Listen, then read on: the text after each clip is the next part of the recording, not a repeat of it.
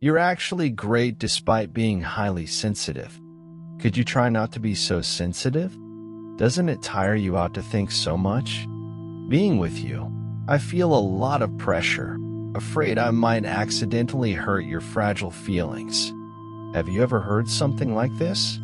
Your way of perceiving the world is truly unique, and that's one of your strengths. Perhaps you've heard some similar complaints before, but being highly sensitive is not a weakness, it's an innate quality. Highly sensitive individuals have a deeper awareness and response to stimuli around them. They can easily pick up on subtle signals that others might overlook, much like how some people are born with perfect pitch. It's not something they consciously observe. It's a natural state.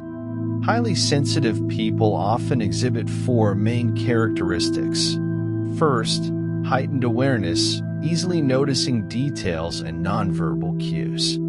Secondly, profound emotional experiences with keen sensitivity to changes in emotions.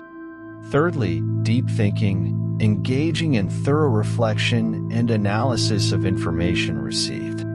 Lastly, a combination of kindness and self-criticism, tending towards internal attribution, believing others' discomfort is caused by themselves. However, high sensitivity is not static. It can be shaped and guided. Especially in the arts, the talents of highly sensitive individuals can be fully realized. Their sensitivity to light, shadow, color, and emotion allows them to express unique insights and perceptions in their creations. Their kindness also makes them trustworthy partners. Therefore, we shouldn't view high sensitivity as a weakness, but rather learn how to harness it correctly, turning it into our advantage. On campus, William is a unique presence. He isn't the type of student who is active in class, nor is he the one who always plays with classmates. Instead, he often walks alone on the campus pathways or sits quietly in a corner reading a book. His classmates find William's highly sensitive personality somewhat troublesome and sometimes even think of him as a peculiar person. Whenever they discuss light topics, William always seems somewhat out of place. He isn't good at following the relaxed atmosphere of the group. Instead, he prefers immersing himself in his own world. Hey, have you guys heard? We're going to the amusement park this weekend. Do you want to come? A classmate exclaimed excitedly to William. William frowned and hesitated for a moment. I don't really like crowded places, so maybe not. The classmates exchanged glances, some not quite understanding William's choice. One of them muttered under their breath, "William is such a weirdo, always so aloof." Hearing his classmates' whispers, William felt a bit sad. It's not that he doesn't want to fit in. He just finds the hustle and bustle of socializing somewhat overwhelming. He prefers a quiet environment where he can better contemplate and feel his inner emotions. In class, William often gets lost in his thoughts and rarely participates in discussions initiated by the teacher. Sometimes, he even considers skipping class because he feels unable to cope with the pressure of the classroom. However, William is not an introverted and reclusive person. It's not that he doesn't enjoy socializing. Rather, his high sensitivity always makes him feel pressure and anxiety. This makes communication with classmates somewhat difficult, and he often appears lonely on campus. Whenever he engages in conversations with classmates, William unconsciously enters a state of nervousness. He worries that his words and actions might inadvertently touch upon others' emotions, causing discomfort or annoyance, fearing that he might accidentally find himself in an awkward situation. Once, the class organized a team-building activity where students were grouped for various challenges. William found himself in an unfamiliar group, feeling somewhat uneasy. When group members began discussing their ideas, William hesitated to express his own opinions. "William, what do you think about which option we should choose?" a classmate in the group asked. William remained silent for a moment before softly saying, "I think maybe we can consider another option." Other classmates heard his suggestion but didn't seem convinced, expressing their own opinions one after another. William felt a bit awkward, unsure if his suggestion was understood or accepted. In the classroom, William often chooses to sit in a corner, trying to avoid excessive interaction with classmates. He dislikes drawing attention in crowds and detests being overly noticed.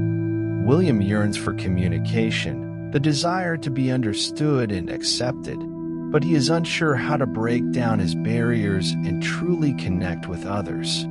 That afternoon, William walked alone on the campus pathway, a gentle breeze rustling through the trees, making the leaves whisper. He felt a bit heavy-hearted, as he always seemed unable to fit into his classmates' circles, always left on the sidelines. Suddenly, his gaze fell upon the graffiti on a wall. The colorful graffiti seemed like tiny stories, conveying the emotions and thoughts of the artist. William was drawn to it, involuntarily stopping to carefully observe the graffiti. "These graffiti are so artistic." A familiar voice suddenly broke William's contemplation. He looked up to see his art teacher, Mr. Jack, smiling at him. "William, what do you think about these graffiti?" Mr. Jack asked. William hesitated for a moment, then honestly replied, "I think these graffiti are special. Each one seems like a little story, expressing the emotions of the artist." Mr. Jack raised an eyebrow slightly, showing appreciation. He encouraged, "Perhaps you could try your hand at your own artistic creation." A spark ignited within William. He had never considered himself as an artist before. However, the idea excited and intrigued him. He followed Mr. Jack to the art classroom, beginning his journey of creation. During the creative process, William immersed himself in his own world, engaging in a profound dialogue with his inner self. Sitting in front of the canvas, holding a palette and brush, William stared at the blank space before him. His heart was filled with a myriad of complex emotions, some excitement, some nervousness. What should I paint? William softly asked himself, trying to spark inspiration from within. He closed his eyes, took a few deep breaths, attempting to calm his thoughts. Deep within his soul, William began conversing with his inner self. "What do I want to express?" he asked. "What emotions do I want to convey?" Slowly, he began recalling moments from his life, moments of joy, sadness, loneliness, and happiness. He remembered his interactions with classmates, recalling his struggles and troubles. He wanted to use his brush to express his emotions, allowing others to understand and feel the voice within his heart. "I want to paint the voice of my heart," William silently told himself. He began wielding the brush, transforming his emotions into colors and lines, gradually revealing them on the canvas. During the creative process, William's emotions fluctuated, sometimes excited, sometimes discouraged. He used his genuine feelings to wield the brush, making them dance and leap on the canvas. Every stroke was a manifestation of William's dialogue with his inner self. He felt the flow of his emotions, sensing the voice within his heart. Throughout the process, he continuously conversed with himself, striving to unearth the deepest emotions and thoughts within his heart. Finally, when the artwork was complete, William felt an inexplicable sense of satisfaction and joy. He knew that this piece of art was not only his creation but also the crystallization of his dialogue with his inner self. Through art, he found a way to express himself and a bridge to communicate with his inner self.